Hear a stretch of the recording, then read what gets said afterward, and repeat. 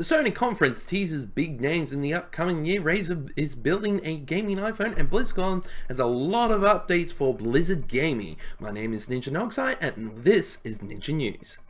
First cab off the rank today, the Sony PlayStation Conference dropped not only big name game releases, but VR gaming news.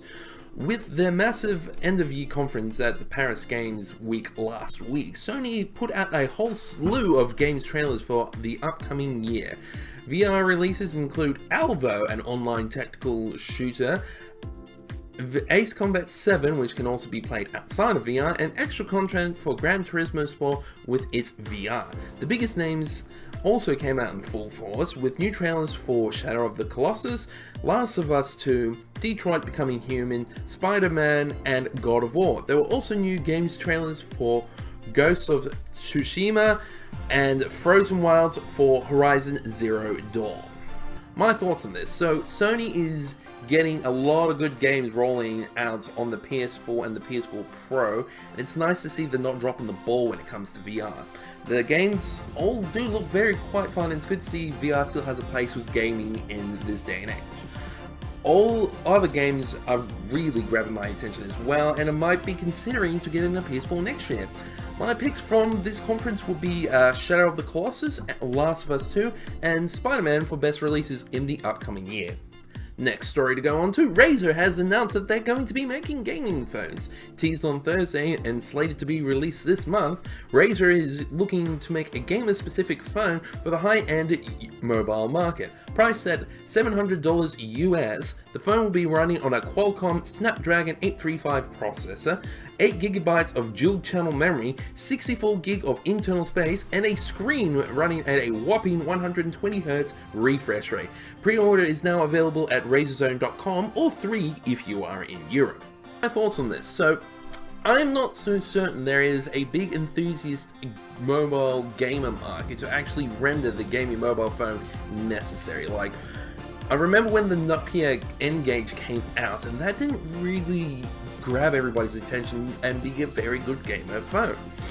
So this time around, if there are games that will run on it and there is a market that will actually grab its attention, I'd say, yeah, well, it might generate quite healthy competition for end users to get a gaming phone out there that they would like to get. Last news tab of the week, BlizzCon explodes over the weekend with finals and news for most of their titles. Whilst the Overwatch finals, along with other Blizzard tournaments, finals go on at BlizzCon, Blizzard dropped a whole host of new announcements this weekend for Overwatch, World of Warcraft, Heroes of the Storm, and also StarCraft 2.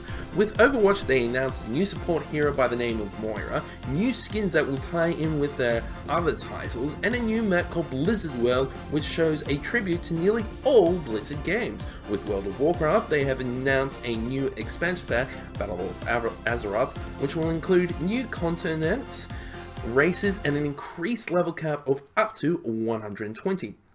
There was also a singer of reviving vanilla WoW servers for users who would like to play them. Finally, Heroes of the Storm have confirmed that Hanzo will be coming to the game with over half a dozen other new heroes, as well as StarCraft 2 becoming free to play.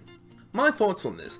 BlizzCon is always going to be a big announcement time for Blizzard, and they did not disappoint. For Overwatch, I am happy that they have this new support hero coming out, but I'd also like that they get a new defense class hero come out, because that class is actually not getting as much love as other classes at the current moment.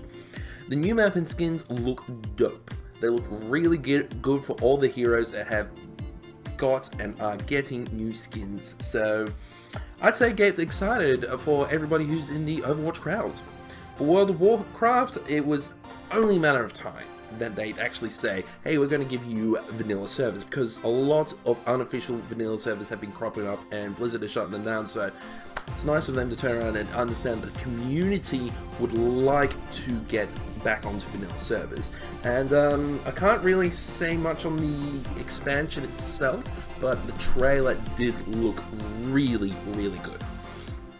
Finally, StarCraft 2 going free to play is a nice gesture from Blizzard, as it might make a really big competitive community outside of South Korea and expand it out into the world for everybody to get onto the game.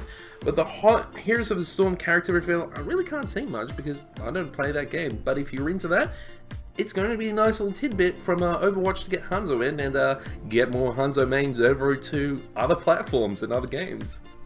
And that's it for Ninja News this week. Like, comment, and subscribe. I apologize if there wasn't any tournament gaming news, because I know, as I said, there was tournaments held at Blizzard, at BlizzCon, with the Overwatch finals and a whole bunch of finals there, and also the World's finals for League of Legends with a massive finale going off there.